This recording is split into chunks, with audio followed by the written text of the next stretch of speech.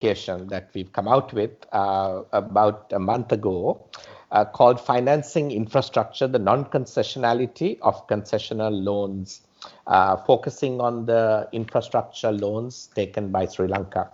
Now, that's available to download from Verity Research's website, and we'll give you a link at the end of the presentation also. So what we are presenting today is really a way of giving you a synopsis and an understanding of that research. So let me just lay out the roadmap for what that research is and what we are presenting today. Subhashini, I think you're going to share the presentation. Or is the presentation on, Shalini? Yeah, let me continue talking and it will come on. So basically, we are presenting this in three parts. The first is that we want to talk about the basic outline. What are the types of loans that Sri Lanka has taken, the extent of loans, how much has been taken for infrastructure, how has the taking of infrastructure loans grown over time. And Subhashini will lay the groundwork really in all that, and she'll handle that first part of the presentation. I want to come in and discuss the second part, this question of how do we measure concessionality. So this research really was led by Subhashini, myself, and Matisha, who's an analyst, Arangala at Verity Research. So we'll all be there for question and answer. The question of measuring concessionality, I think, is something that is not so difficult to do, but people don't necessarily interact with that very much. So we want to actually, we've taken all the loans for which we can find the data and measured concessionality. By country, by type of loan, etc. So we want to present you that data. The last section that Subhashini and I will do together, we want to also measure what we call non-concessionality. That is, the terms of the loan that erode or reverse concessionality.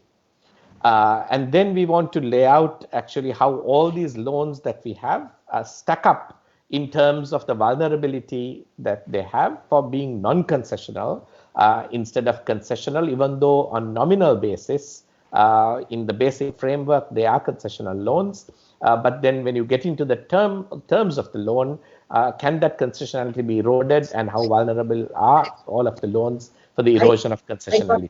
I got it. So that is the basic basic mapping out of what we're presenting. I got it. Thank you. Let me just help mute some people. So Subhashini, why don't I start by handing over to you to lay the groundwork on this study and introduce the loans and the way in which the borrowing and loans have increased in the country before we come into the second part. Over to you. Thank you, Nishan. Hello, everyone. Good afternoon.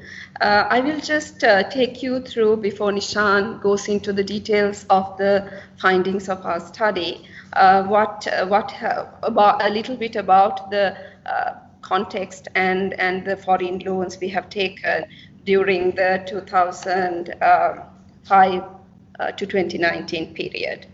So, just to find out how much did we borrow during this period. So overall, Sri Lanka has taken loans to the value of $34 billion US, and most of these loans we have taken are for infrastructure. So 81% of the loans taken went into infrastructure. And what is interesting is you see a clear boom in infrastructure financing post-war or post-2009. There were over 100% growth in the total value of financing during 2010-2014 period compared to the preceding 5-year period. However, post-2014, you can see this boom is slowing down, or the infrastructure financing has declined by 26%. And then what is interesting also to find out is, where did all this money go? To what sectors? So when you look at all these loans, what you realize is domestic transport sector was the main recipient of the funds. We have classified domestic transport as all the loans that are taken to build roads, bridges, highways, and railways in Sri Lanka. 44% of that financing went into domestic transport. Then the most interesting question is also, who were our main lenders? From where did we borrow all this money? So China was the leading lender for infrastructure financing during the 2005-2019 period. It accounted for 33%, but it is also important to note that 81% of these funds came from 5 lenders: China, followed by Asian Development Bank, Japan, the World Bank, and India. There is a lot of interest about terms and conditions of these loans. And loans taken from China has frequently received a lot of attention in media, both local and international. So our calculations, we have taken all of these loans as dollar-denominated loans, but the interest rates have been adjusted for loans that were not denominated in dollars to reflect the changes in exchange rate.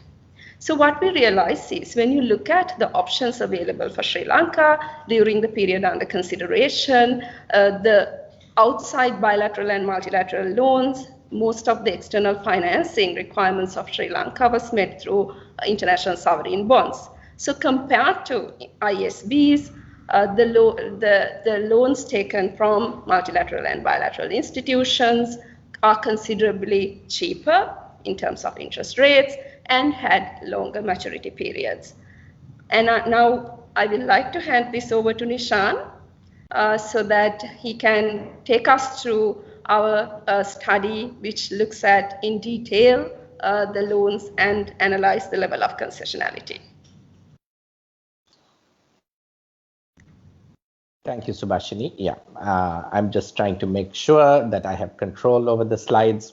So what Subhashini explained was that we converted we took the interest rate of all the foreign loans that Sri Lanka had, and we adjusted the loans that were not in dollars to get a dollar denominated equivalent interest rate, right? So because sometimes you could have low interest or high interest rates in currencies that don't depreciate, low interest rates in currencies that depreciate. So what the last graph that Subhashini presented to you made that adjustment, and the interest rate that you saw was after that adjustment was made.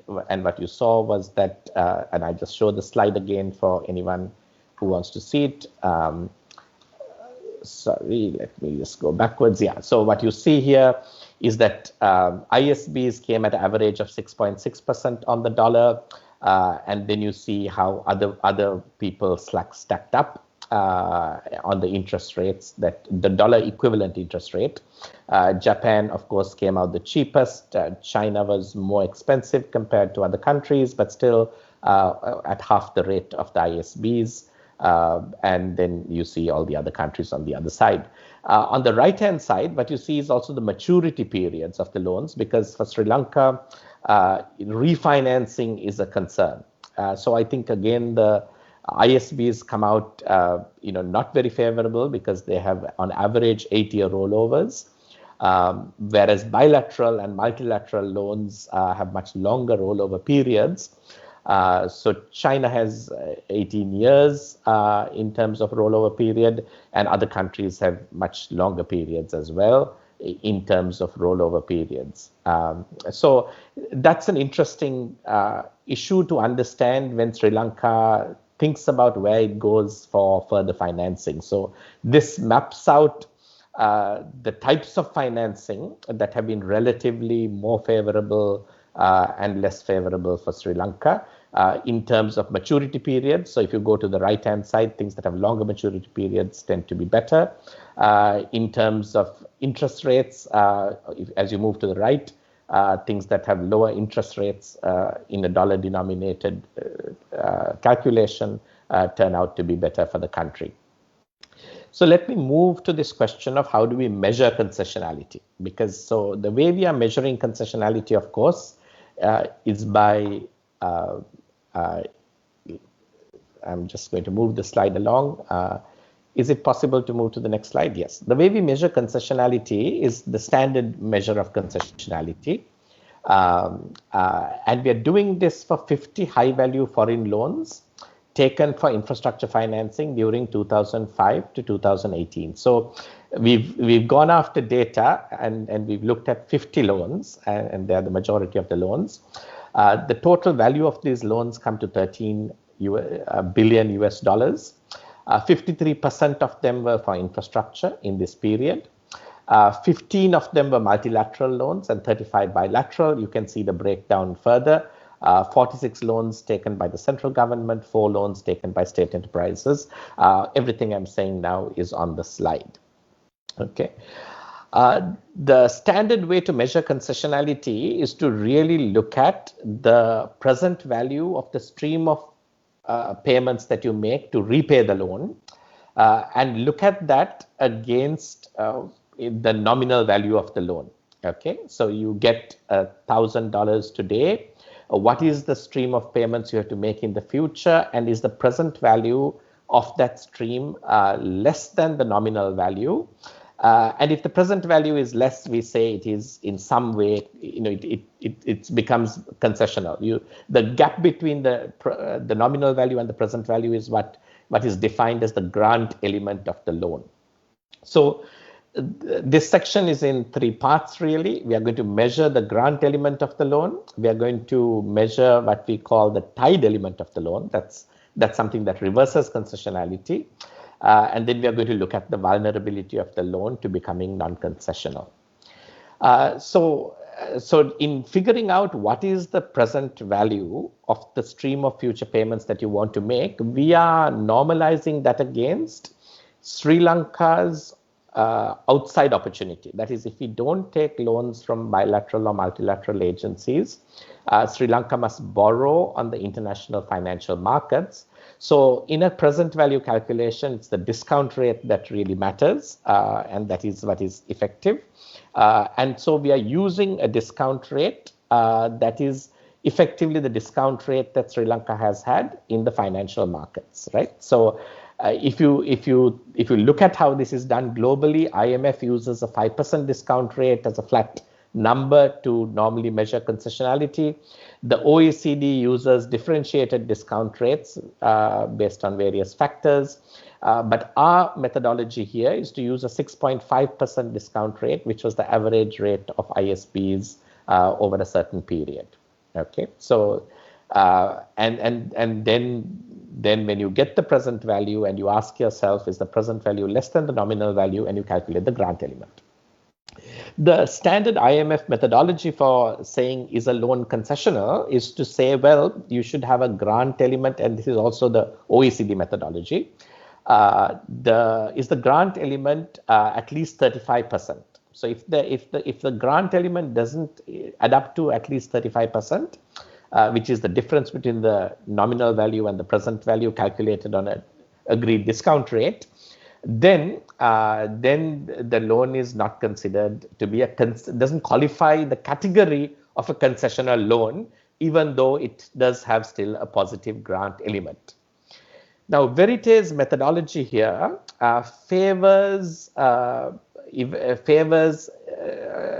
allows us to get a higher grant element than the IMF methodology would. Because the higher the discount rate you use, the larger the grant element will turn out to be. So in a sense, the methodology we've used here favors the evaluation in terms of the lending country, right? More loans are going to get evaluated as having larger grant elements by using a higher discount rate. We think that's fair.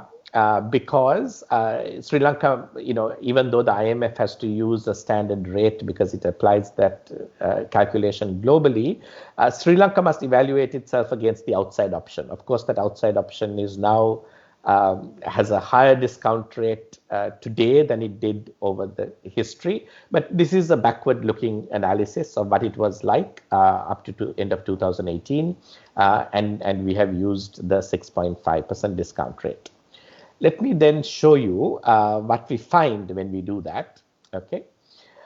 So of the 50 loans that we looked at, 33 loans had a grant element of above 35% using our 6.5% discount rate. And these 33 loans that had a grant element of above 35% accounted for 72% of the value of the 50 loans that we analyzed. But you see on the right-hand side is really the average grant element, that is a weighted average grant element of loans by different countries. So you can see that overall, on average, the weighted average of the grant element of the multilateral and bilateral loans taken by Sri Lanka was 41%. However, this can vary by different countries. Every country has a grant element of above 30%. A weighted average on China comes to 31%. ADB 33, France 35. Of course, China does have a much larger quantum of loans, new loans that emerge in this period. World Bank 36%, India 37%. Okay, so that is the mapping and measuring, if you like, of the grant element that has been in these loans that Sri Lanka has taken over the period, which is the starting point for asking the question, can this grant element or the concessional part of the loan be eroded by the terms and conditions that are then attached to the loan? So let me move on to the next slide to look at that. So this section now is for the third and last section of the presentation, where we first shown you the quantum of loans and where the loans came from, and how the loans were stacked up in terms of maturity and interest rates. Then we looked at the grant element on all of these loans and how that stacked, how the grant element differed by maybe source of lending. And now we want to look at the erosion of concessionality or the erosion of the grant element and how we do that. So here's why. First of all, to explain why the grant element can be eroded, because most of the multilateral and bilateral loans can come with what you also call a tied element.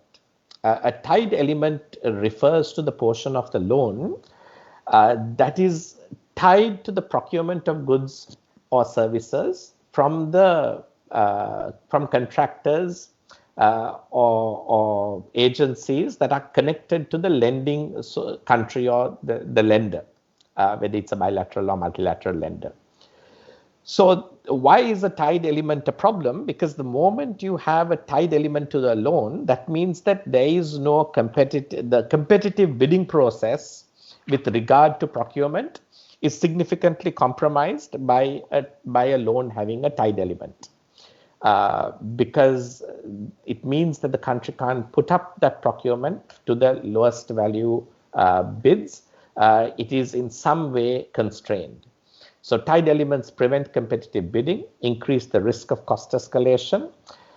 And what we have done today is say, well, what kind of cost escalation can get rid of the grant element in each of these loans? So how vulnerable is each loan through cost escalation to completely erode the grant element of the loan? If the grant element is completely eroded, then there is not concessional at all, not just 35, it can go to 0, it can even go to negative territory. So much so that Sri Lanka could in some cases be better off, and some of the more detailed analysis of specific loans are in the publication, where there are some loans that clearly are at high risk of having been adverse to Sri Lanka rather than concessional. That is, it's highly probable that the cost escalation of the grant element not only brought the tied element, not only brought the grant element to 0, but made it negative, such that Sri Lanka may have been better off borrowing on international financial markets rather than taking what looked like a concessional loan. So let's move on to a little bit more detail on this. The total, so we are looking at favorable financial terms offered by bilateral loans and how they can be eroded by the unfavorable procurement methods. The total loans for which we're able to do the analysis are $11 billion US. There are tied loans, of those loans, loans with tied elements, let's say, of $9 billion US. And in those loans of $9 billion US, the tied element adds up to 4 billion. So more than 40% of the loan, between 40 and 50% of the loan on average is tied. Okay. And please feel free, I think, to post any questions that you have if you think it's complicated, and we will take them up later, but I will proceed with the presentation. I just want Subhashini to maybe explain this slide where we are talking about the benefits of favorable financial terms being eroded in terms of the different types of ways in which a loan can have a tied element. In terms of restricted, unsolicited proposals and pre-selected contractors. Subhashini, go ahead. Yeah. Thank you, Nishant. Just to go back to the previous slide, I think one of the what is important is the problem of tied loans or tied element occurs mostly in bilateral loans. Some analysis showed all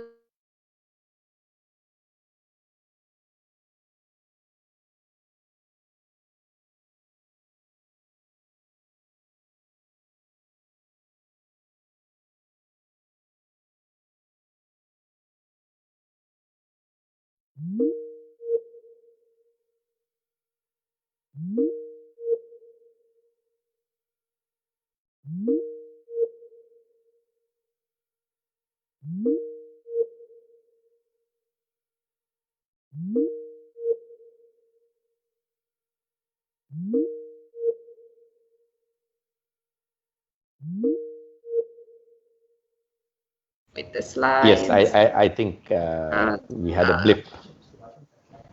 Yeah. I still can't see the cursor. Subhashini, yeah, I think I just can't move the cursor or see the slides. Yeah, don't worry. Yeah, it'll come back. Okay, I hope you can see the slides. So, like I said before, we can see the slides. Yeah. So all the multilateral loans went through, the projects funded through multilateral loans went through an international competitive bidding process. So what we observed, these 28 loans that we analyzed are all bilateral loans. So what this slide shows is the value of the 28 loans came to 9 billion. And what is interesting is, so when there is a tied element, you can have two forms of bidding. One is national competitive bidding that is restricted only to the country of the lender. Certain portion, it can be the entire value of the loan or a portion of the loan.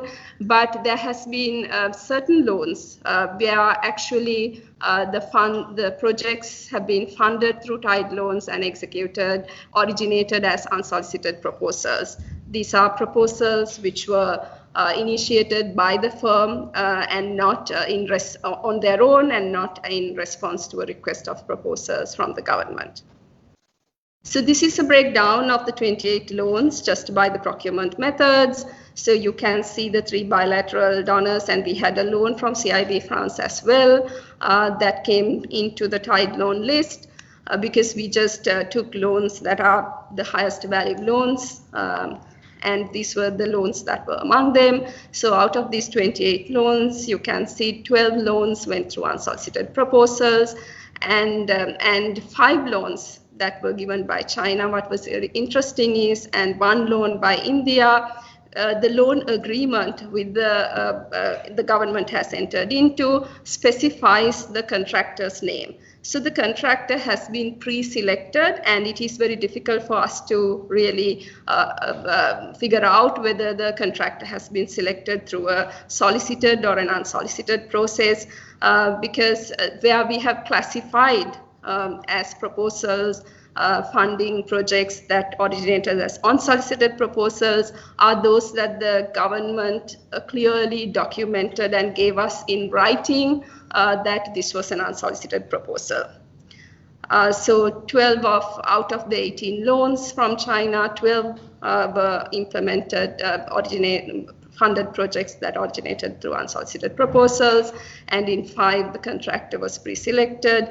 In India's case, there was 1 where the contractor was pre-selected. In Japan, we can see all the 6 loans went through a restricted bidding process. What is also important to note is when you say restricted bidding, it's in certain cases it is only a portion of the loan. You can see here the tied portion. So some bilateral lenders tie only a smaller portion of the loan in the to the procurement from their own country. So you can see the variation. In the case of Japan, on average, the loans we analyzed, 39% of the loan value had to be procured from Japan, whereas in the case of China, it went up to 99%. So you can see 14 loans had a tied element of 100, 6 loans 60 to 100, and 2 loans had a minimum of 30, and that was from Japan. Nishan, would you like yes. to So take? just going, just starting back at that slide, what we've done is quantified for you the percentage of the loan, as Subhashini said, that had a tied element. Now we have done that separately for each of the 50 loans, but this is the weighted average tied percentage by country that we can see. That doesn't mean that every loan had a tied element of 99%, say for China. So there are variations, but a large proportion of them had 100% tied element.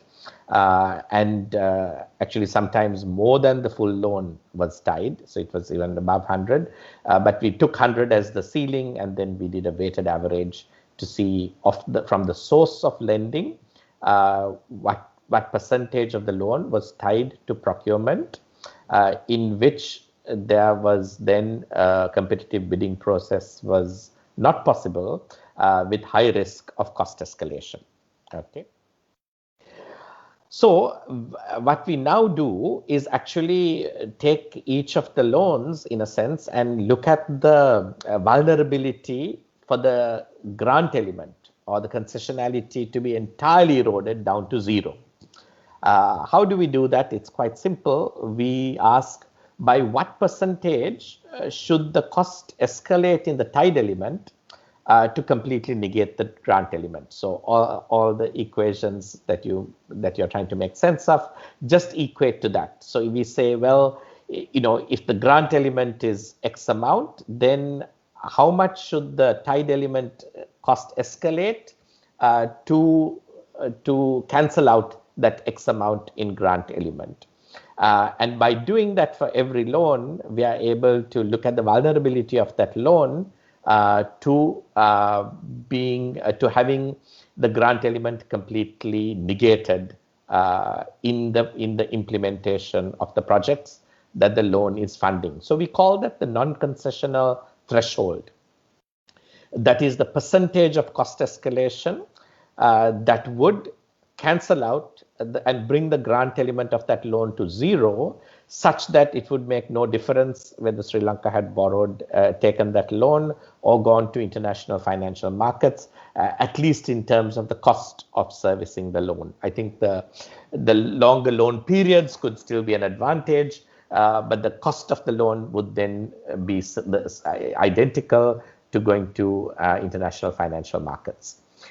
So what you can see here is we've mapped out quite a lot of the loans that many of the loans, if the cost escalation on the tied element increased, it was about between 30 and 40%, they would be completely, the grant element would be completely negated. For some of the loans, right on the right-hand side, a cost escalation of 4%, 9%, 9%, 13% would completely negate the grant element. So those are the most vulnerable loans for being adverse.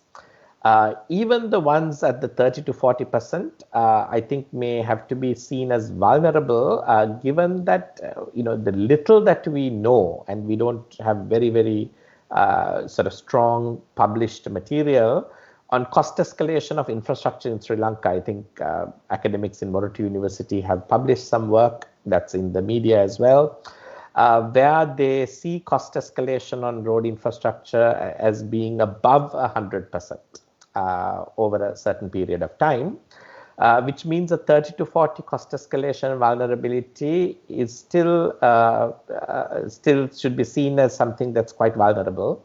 for the loan to have completely negated the grant element and made it adverse.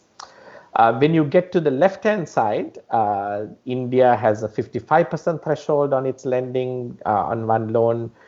Japan has loans that have very high thresholds. So very high threshold means it's highly unlikely for the cost escalation to negate the grant element. So 100, over 100%, over 200%.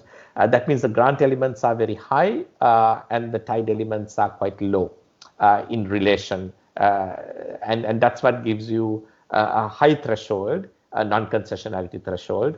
So the non-concessionality threshold is really determined by how large the grant element is and how small the tied element is, right? And the larger the grant element and smaller the tied element, the higher the non-concessionality threshold. And that is what this analysis really, which is at the center of the non-concessionality problem, sets out to understand.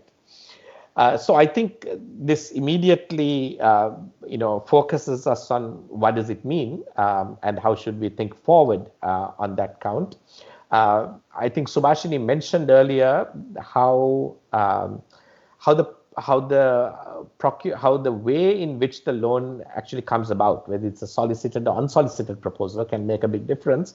Let me hand you back to Subhashini to kind of continue that discussion and present some recommendations on how Sri Lanka might want to think forward in its loans given this analysis. Thank you, Nishan. So one of the major problems that we encounter in terms of procurement in the case of Sri Lanka is, in addition, where the risks of cost escalation can be higher, is that the fact that some of the projects funded by tied loans having come through unsolicited proposals. So there are numerous studies that indicate unsolicited proposals in general are associated with allegations of corruption and lack of transparency and higher costs, leading to higher costs. And even in the case of Sri Lanka, there is research that indicate Sri Lanka's the legal framework governing unsolicited proposals in Sri Lanka is not very solid, and there is much room to improve. So there were 13 loans that funded projects that came as unsolicited proposals, and 12 of these were loans from China, and 1 was from France. So what is really important is to note that when you have a weak legal framework governing unsolicited proposals, as a result of lower transparency and accountability, the risk of cost escalation can be especially high. So what does all this analysis mean for Sri Lanka going forward? What is important is to really discuss what implications for policymakers. Yes, compared to the other alternatives we have, like raising funds by issuing international sovereign bonds, the loans, concessional loans that are given by bilateral and multilateral lenders, especially bilateral lenders, seem a lot more attractive for a country like Sri Lanka that has limited financing options and quite a lot of infrastructure that needs funding. But it's at the same time, it is very important to understand that loan concessionality can be reversed through procurement terms, and especially in the case of Sri Lanka, our procurement guidelines allows for Sri Lanka to accommodate procurement terms and conditions of the lender if it is a foreign loan and a foreign lender. So we can bypass, even if under normal circumstances, Sri Lankan procurement guidelines may require us to go for international competitive bidding, but when we are receiving financing from a foreign lender, we can bypass our own procurement guidelines and entertain terms and conditions of procurement of foreign lenders.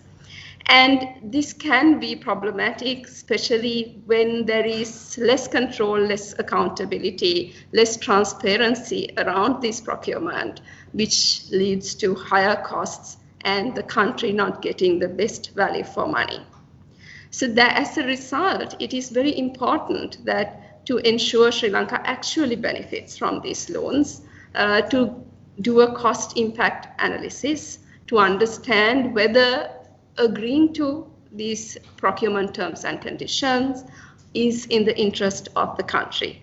And it is very important to strengthen regulations around unsolicited procurement. Actually, most countries do recognize that unsolicited procurement or unsolicited proposals can be of benefit, especially if a developing country does not have the technical capacity to develop complex proposals, complex projects. But at the same time, there is a lot of emphasis on the importance of having solid regulatory framework to ensure greater transparency and accountability of this procurement.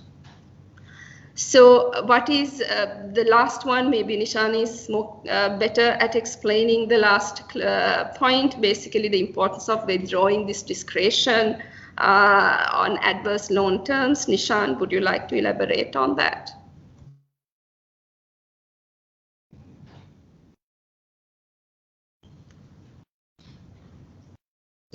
So, Nishan, are you on mute? Sorry, yes, I was on mute, yeah.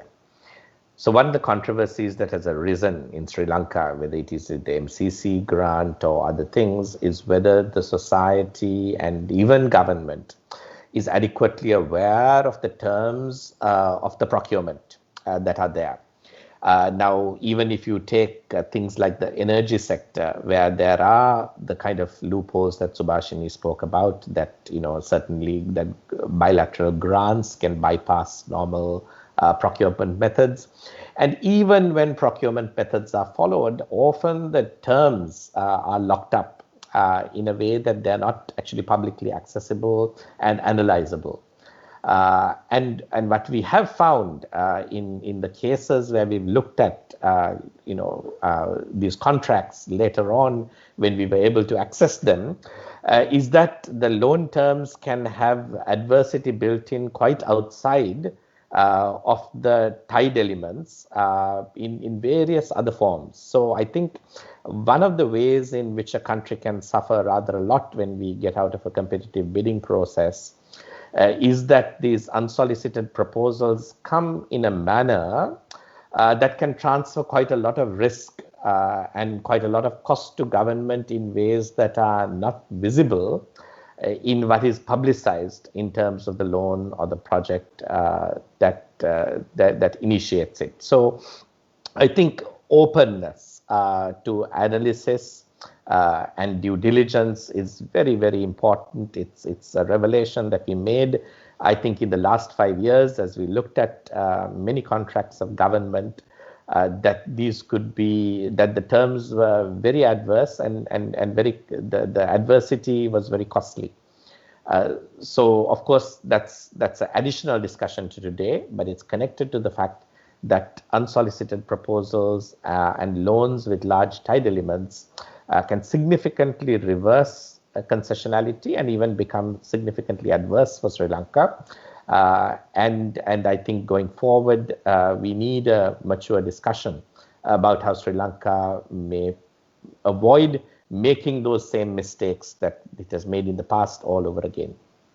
So thank you. I think that ends the main part of our presentation. If you want to see the publication, which of course goes into a little more detail, it's this, and if you go to the link there, Verity Research Publications, you can download it anytime. It's freely accessible. And actually you get to see, you can see a detailed breakdown of all the 50 loans given as an annex. So you can see each loan, what it has funded, the interest rates, all of that. So that itself is interesting, I think, for most of the people if they are more interested in the topic. Yeah. We are open to questions. I think we have a little bit of time and we can go on for another half an hour at least.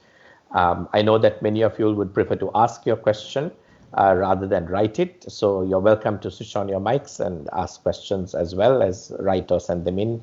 Maybe Chalini, you can once again publicize the Slido link that you mentioned so that people who want to use it can use that. But please go ahead and ask questions.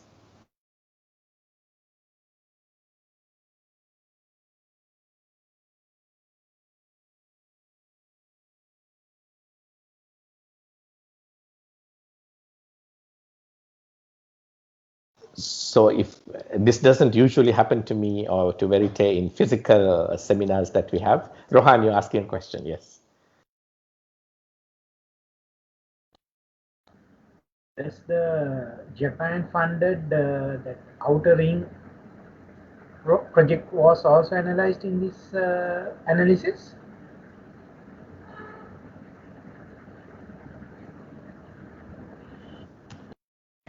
Nishan, you're on mute.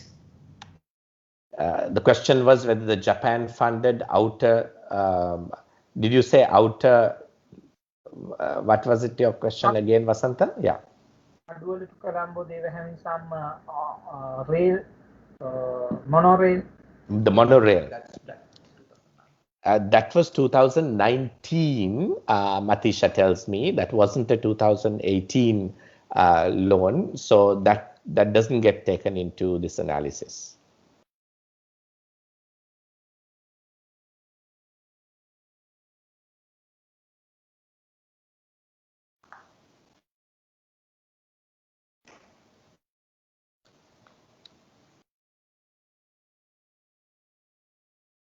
So do we know, I think there's another very interesting question and a logical one. Do we know if the likelihood of cost escalation is equal amongst all lenders? No, we don't have a good answer to that question. I think you don't have to look at it by lender, you could look at it by type of project as well. So typically, I think what we do know is that infrastructure projects that are kind of physical infrastructure related, especially roads and railways, are both being subject to rather a lot of cost escalation. So that is not my analysis. This is analysis that's already been done and published or discussed by current university academics that have argued that both rail and road have been subject to significant cost escalation. There's also a lot of international studies that look at cost escalation on tied elements of the loans that we've kind of referenced in our work. But I think we can't take an automatic view for Sri Lanka whether cost escalation is going to be more with one type of lender over another. That is something we are uncertain about at this stage. So the question that I was answering was, do you know if cost escalation is likely to be high among certain type from certain or different for different types of lenders, right? So Vashini, do you want to answer the question that asks about restrictive bidding? Can you see the question? Yes, I can. Yeah. Go ahead. Yeah, so that's largely basically when you're saying bidding is restricted, it is not going for an international competitive bidding. For the first portion of the tied element, companies can bid, but they must be contractors from the country of the lender. Is there any particular reason for cost escalation, whether the incorrect estimates or they have come across unseen? Like I think the Hambantota Harbour, there was a rock that had to be blasted off. Is there any particular reasons for these cost escalations? I think the cost escalation, basically what we are saying is cost escalations, the risk of cost escalations happen through tied procurement simply because it does not go through an international competitive bidding. So when you go through an international competitive bidding, you have the option of selecting from a wider range of bidders across the world. So you have a much better chance of getting value for money through an international competitive bidding. Actually, in this case, we are only looking at financial terms. Value for money is even far bigger than pure financial cost of a project. It encompasses the environment, social implications as well. So whether the contractor has much advanced environment compliance attached to the procurement and the technical conditions, social implications. So all of that comes as part and parcel of value for money analysis. In our analysis, actually, we are looking at a much more narrower view. The only here it is tied element and tied loans leading to cost escalations is not a new conversation. It has come through for far longer periods, especially in terms of bilateral loans. And as a result, increasingly there is pressure under the OECD guidelines on bilateral lending to actually reduce the tied portion of the loans, simply because even OECD's own analysis has indicated that because of time, because the procurement is not allowed to go through an international competitive bidding process, the cost escalations can be around 15 to 25%. Matisha, am I correct on that number? It's roughly around that number.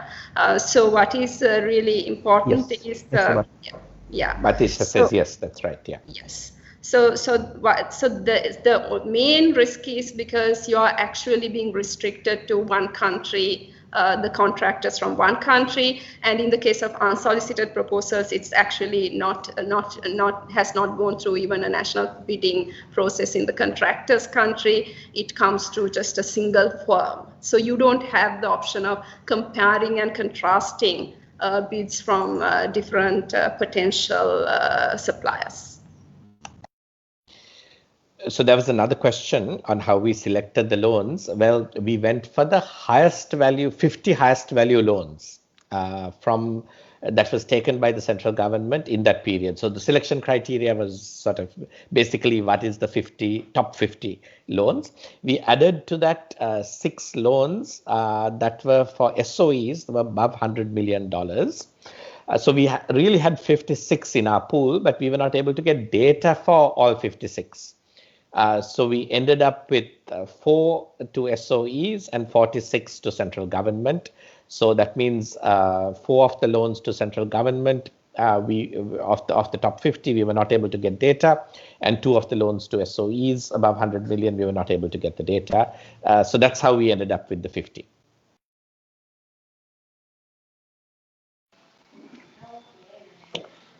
Hi, Nishan. If I may ask a question. I'm sorry if this has been already discussed or presented in the first part of the presentation, and unfortunately I could only join the halfway through. So my question is actually whether you were able to distinguish between the different lending from bilaterals as well as the multilaterals, and have you, if so, have you seen any major differences in relation to procurement methods and the implications between these two, I would say, the two groups, the multilaterals and the bilaterals? Thank you. Yes, Subhashini, and you can even show the slides, and maybe you want to answer the question. Yes, we did definitely do that. Yes. Yeah, we did actually, because the discussion today was a lot about the tied element, and that was the most problematic part of the loans. And tied element is associated with bilateral loans. That's why I think the discussion was a lot on bilateral loans. But yes, we looked at 15 multilateral loans from World Bank and the Asian Development Bank. What we realized is, in terms of concessionality, Asian Development Bank actually fares quite poorly in terms of the grant element. However, all the projects that were funded through multilateral loans went through an international competitive bidding process. And as a result, the cost, we did not assume the cost escalation risks to be very high when it comes to multilateral loans, because they went through an international competitive bidding and there was no procurement related cost escalation in that sense. Yeah, does that answer your question? Yeah. Yeah, thank you. Yes, thank you.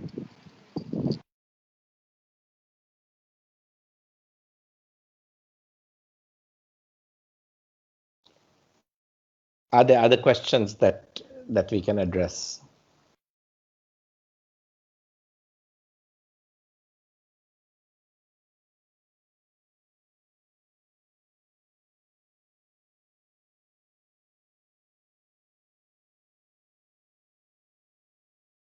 Shalini, if you will let me know if there are questions I think there are questions that have come up on the chat. Question from Arya. Yeah. How is it? Time it takes to finalize a loan, efficiency affected if due process are followed versus when they are not, such as through unsolicited proposals or pre-selected contractor. Was this a factor we looked into? So that's a great question. I think one of the justifications or arguments made in favor of unsolicited procurement or unsolicited proposals is that it is quick, and that proposals that go through a bidding process and a due diligence process can take a long time. So no, Arya, the answer is no. We are not trying to score loans on the duration it took to secure the loan. And I think that is one of the arguments that governments make for why they want to take a shortcut. I think the point here is that that shortcut can end up costing quite a lot. That these shortcuts may look good. I mean, they have certain advantages of speed, but then they come back and have very serious disadvantages in terms of costs. And the costs on the shortcut actually go beyond the analysis that we presented here today. So one is that actually it can be, because borrowing on the international financial market is also fast and actually even faster. So technically, an unsolicited proposal, provided the government knew what it wanted to do, isn't better than borrowing on international financial markets. But if the unsolicited proposal then ends up being adverse due to the tied elements, then borrowing in an international financial markets, then the question of speed doesn't work in favor of that unsolicited proposal. Secondly, I said provided the government knows what it wants to do. Often when the government doesn't know what it wants to do, because it wants to do something, unsolicited proposals have a way of making governments do things that might be quite suboptimal and have very long-term consequences that are difficult to unravel. So building famously, and this is just not Sri Lanka, but all over the world, building white elephant infrastructure has been a common problem that has occurred in many countries. Not doing due diligence on, say, environmental consequences and other social consequences, pollution consequences, can be another factor that happens in these kinds of scenarios where speed of execution is prioritized over other concerns. So I think these concerns exist for good reasons. It is true that the concerns can slow you down, but maybe the focus that we need to have is to find ways of speeding up the way in which we meet the environmental due diligences, the social due diligences, and the procurement due diligences. And I think certainly it requires any country to think about how to make those more efficient. So it's a very valid question, I think. But if we take the view that borrowing on international financial markets is equally fast, then I think regardless if the tied element is going to make the loan adverse or worse than borrowing in international financial markets, then we have a problem regardless of speed. Nishan, there is a question from Amita Arpragasam, which says, how did you calculate the difference in levels of cost escalation when a loan goes to a competitive bidding process versus when bidding is uncompetitive? Would you like to take that question? Sure, Amita. So I think our methodology doesn't tell you what the cost escalation was for that particular project. What it tells you is at what cost escalation threshold the loan becomes non-concessional. How much should the tied element escalate in cost to make the loan non-concessional? So we don't know how much the cost actually escalated. I think that was asked earlier as well. Do we know how much the cost escalated? The fact is we don't, and in a sense we can't know, because the counterfactual is impossible to say. If you didn't go through an international bidding process, you simply don't know how much cheaper it would be. But the way we come to that concern is by looking at actual cost that Sri Lanka experienced over comparable international cost, and also by studies done by OECD and others. So when we look at actual costs Sri Lanka experienced against comparable international cost, especially on roads, I think it's been documented and published now by academics in Morato University that Sri Lankan roads were costing too much even by international or European road building cost standards. And much more than in comparable countries. So there is evidence of very significant cost escalation. I think the calculations that have been in the media presented at 100% even, or more sometimes. But again, we don't want to certify any of that research because that's not our research, and I think that has to have a separate debate. But also, as Subhashini mentioned earlier, the OECD has done studies themselves in which they have actually talked about how cost escalation has been connected to loans being tied. So I'm looking at an OECD report that Matisha is showing me, where it says that the increase in costs of development projects by 15 to 30%. This was in 1991. That was a study that the OECD quotes. So this is a very old problem where people have been looking at the problem, and OECD, which is why the OECD puts this 35% benchmark, and IMF also, because there's an awareness that many of these concessional loans are tied, and the view that I think the OECD and IMF has taken seems to be that cost escalation results in 35% of the grant element having a potential to get eroded. So this 35% benchmark is to say, well, if you are not giving at least a 35% grant element, then we don't even want to be able to classify your loan as concessional. So, of course, I think, so what we saw that in Sri Lanka is, a large number of loans are within that category of a grant element of between 30 and 40%, and some are significantly lower. Right, so that I think there's a slide there that I can skip to this one. Yeah, that shows how many of the loans that Sri Lanka has, perhaps even by OECD and IMF standards. And remember, we are using a 6.5% discount rate. If we applied the IMF's 5% discount rate, most of these loans would actually probably fall below the 35% threshold that is required to classify them as concessional, which means that on the international benchmarks we have, they're highly vulnerable to being, in fact, non-concessional, or at least, if not adverse, at least not really having a grant element that would justify seeing them as better than going to international financial markets. Also to add, I think one of the things Amita asked was to say whether we had compared the cost escalations of competitive bidding and the restrictive bidding associated with tied elements. Actually, our methodology is very much linked to tied portion of the loan, Amita, and as a result, multilateral loans don't have a tied element, because they all went through an international competitive bidding. So you can't say there are procurement associated cost escalations because we are specifically looking at restrictive procurement associated cost escalations. So there is no way to compare the projects that went through international competitive bidding versus others.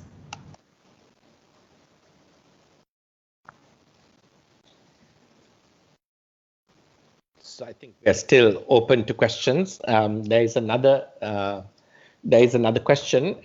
In a broader context, in moving towards international competitive bidding, what are the key competencies we have to develop in our procurement process? I think there are many people on this call who would want to answer that question. Should I just throw that question open to the floor? I mean, I'm sure as Rohan, Mick, others who've been involved with government or looked at government issues that probably would like to answer the question. How would you advise government and Sri Lanka especially in the competencies that it should develop for procurement?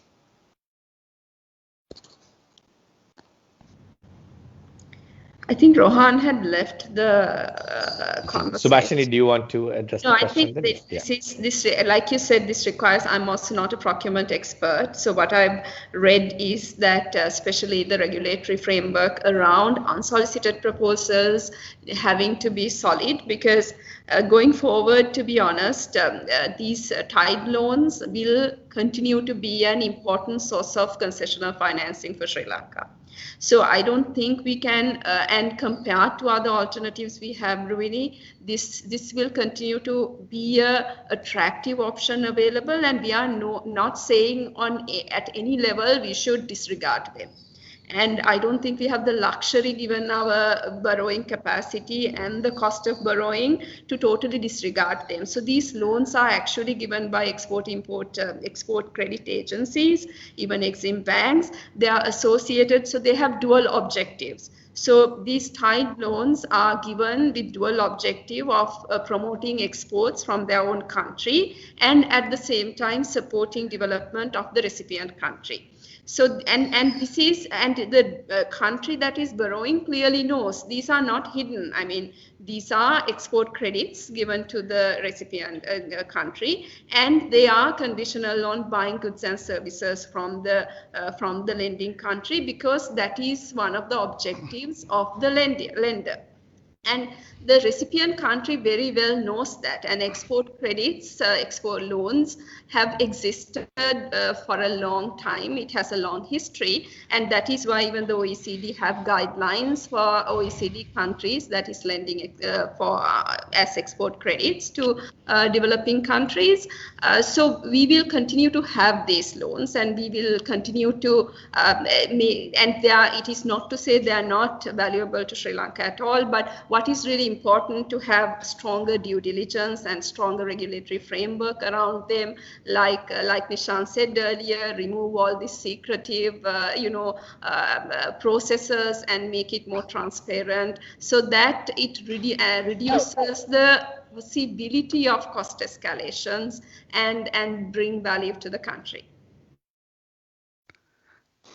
I think there's another question on delay in implementation. I'm not sure whether the question was connected to the previous one, that if you don't go through unsolicited proposals, there's a delay and there's cost to delay. But I think this question perhaps is saying something more that's very interesting, that even when you go through unsolicited bids and agree to a grant, execution, in fact, can be quite delayed, right? So in fact, and that delay in execution itself can create cost escalation. Now, if you and various other things. So if you look at the analysis that Moratuwa University academics did on roads and why there was cost escalation on roads, they look at three elements. One is, they say that it's actually poorly done feasibility and plans resulted in changes to the project, during execution. And so not only did that delay the project, but after a project is contracted, when you ask for changes, it's very expensive, and significant part of the cost escalation didn't come from bad procurement itself or paying too much for the initial procurement, but came from having rushed through the process such that the plan or the building plan turned out to lack feasibility or have very significant problems, and therefore had to be amended midway, and that escalated costs rather a lot. The other is they look at the way in which implementation delays then led to escalation in cost, and of course that actually what is paid out itself turned out to be high compared to what was available on a competitive bidding process. So I think there are serious repercussions to moving forward sometimes too quickly when the due diligence are not done, that then revisit the problem in terms of costs, which is the lesson I think Sri Lanka has experienced. And Sri Lanka has, of course, experienced it firsthand, but this lesson is available, I think, from many other countries as well, and it is one that Sri Lanka should, at least going forward, perhaps take more seriously. There is a question from the floor, Mike. Yes, please go ahead. Yeah, there's someone with their hand up. I think. That's me, Nishan. Mick. Hi. I have a sort of rather naive comment here, which is that, and I think I agree with Subhashini, you can't do without unsolicited proposals. But I think what particularly concerns us here is that the unsolicited proposals are coming basically from one source, or at least from one country.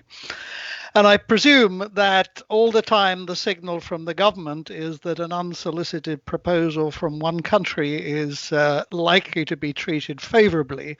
There's nothing you can do about this. But I wonder whether, I mean, the government of Sri Lanka presumably could get a little bit more bargaining power at the margin if they let it be known that every time they got an unsolicited proposal, they would publicize that and make it known over a sort of limited period of time that they were open for other proposals, effectively competitor proposals for much the same kind of activity.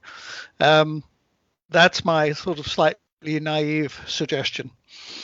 I would like to comment on that. Actually, in our what we consider is unsolicited proposals should be the last option that any government should entertain after evaluating all other competitive options available. So definitely we are not in any case saying that it should be the first.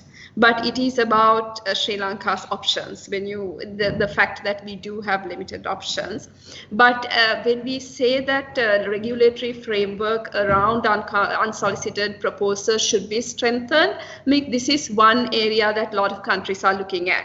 So when you are entertaining unsolicited proposals, how can you convert them to more competitive proposals? So this is, even in Sri Lanka, we have been, experimenting with various alternatives from time to time, but it has been very ad hoc approach, where at certain times and very, very driven by individual agencies or individual officials, rather than really, set in a rule book solidly to say this is the process we will follow when we receive an unsolicited proposal. So just to add to that, I think that what Mick describes reminds me of a term and a concept that's been kind of thrown about in Sri Lanka called the Swiss challenge. That says, which is described as, if you get an unsolicited proposal, tell everybody, look, I've got this proposal, can you match it? And can you beat it? I think, there is some space for that, provided that the government then used that unsolicited proposal to develop its own proposal. Because often what you see in Sri Lanka in any kind of bidding process is technical criteria that are not critical to the project or relevant, but are often, let's say,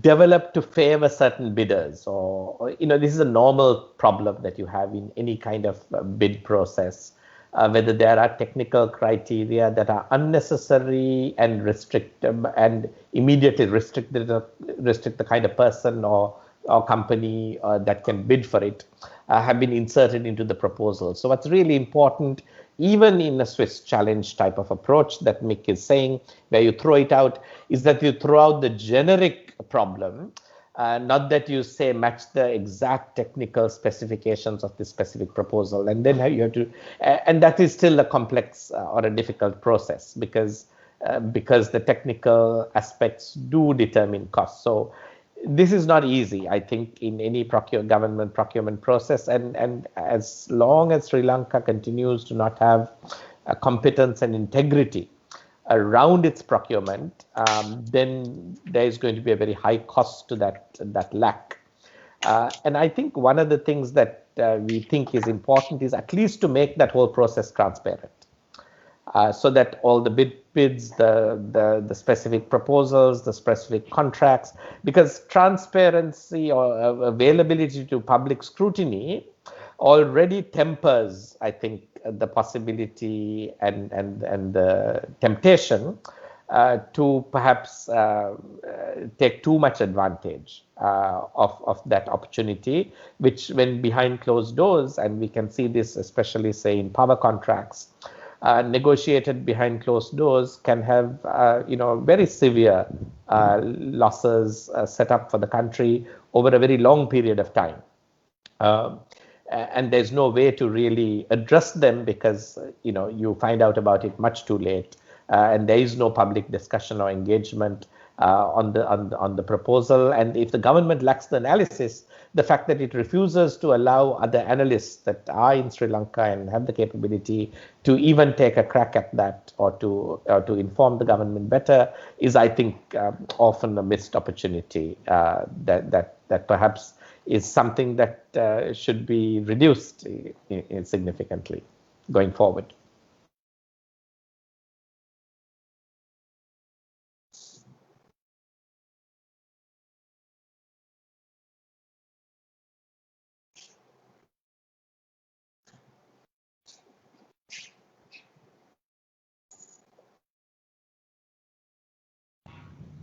Just to add something, like we say cost escalations, if you take the port city, when the port city agreement was signed when the government was there, and when the new government came, they held the project for 6 to 1 year, I think. So then also won't the cost escalations go up than the previous planned out?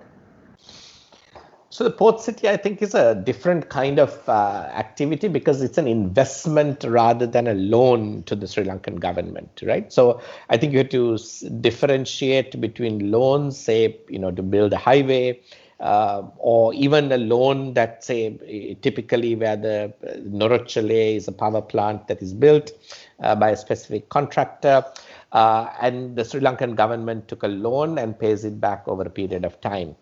Port city is different because this is more like it's a little bit of a public-private partnership where the Sri Lanka doesn't actually take a loan, but Sri Lanka does offer something in exchange for that investment, and asks for something in return for allowing that investment.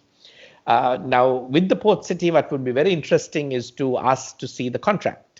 And the specific terms that Sri Lanka has actually offered the investor, and to see whether those terms and conditions are acceptable. So what's surprising, I suppose, is that there has been an enormous amount of discussion in Sri Lanka about the MCC agreement, the terms of the MCC agreement, to some extent about the Hambantota port lease. But I don't know whether I've seen an equal discussion on the details of the port city contract. Now, I'm not saying there's a problem there, but I'm saying it would be good to know whether that contract, was well structured and well thought out.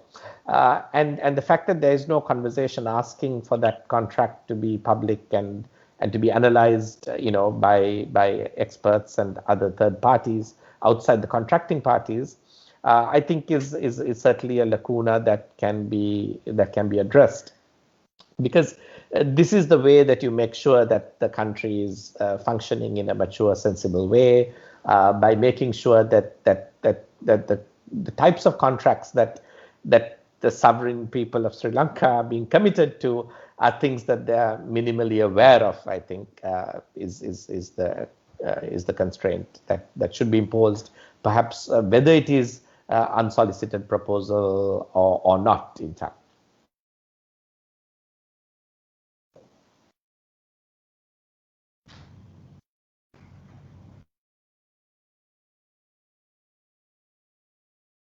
Did that answer your question, or did I leave out a question? I think there's one more question. So there's a question on the Swiss challenge. The problem was that the second chance was not offered to the initial bidder if a cheaper bid was proposed by someone else. Hence, this method became relatively unpopular. I see that's a comment made by someone. So I think the Swiss challenge is the concept. You can design it in a way that is fair and sensible. But then there's also another comment that says it was partially. So I think there's a conversation going on about the Swiss challenge on the question section, which I don't need to come in. Does anyone have a comment they want to make if they don't have a question? before I maybe invite Subhashini to sort of close the seminar.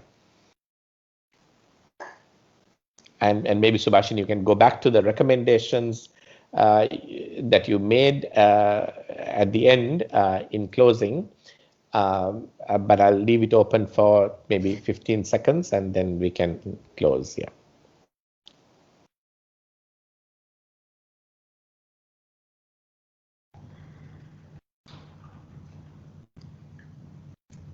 I think we have come to the end of the program, and I would like to thank all of you for participation and also emphasize that there is definitely a significance between foreign investments and loans taken by the government, projects funded through loans by the government, because the requirement for due diligence is greater in the case of foreign loans taken by the government, because at the end of the day, these have to be paid back by the people through their tax money. And we are already in a conversation in Sri Lanka about significant portion of our debt maturing and the cost of actually paying back this loans and securing the funds to pay back the loans. So I think it's very important that we ensure the money we borrow actually brings benefit to the country, and we receive value for money when we do procure goods and services using these funds.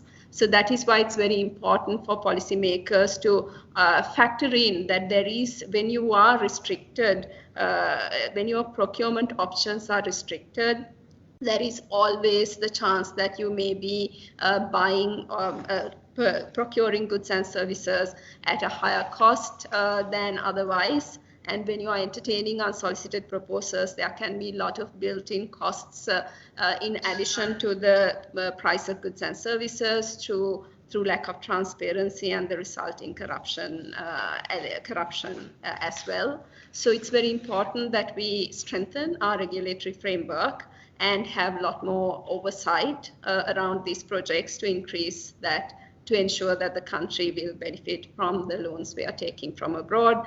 Thank you very much for participating. Please do go to Verity Research website. You can download the full report. It has all the information about each and every loan. And we would love to hear your feedback and comments as well. And once again, wishing you a good evening and thank you. Thank you. Thank you.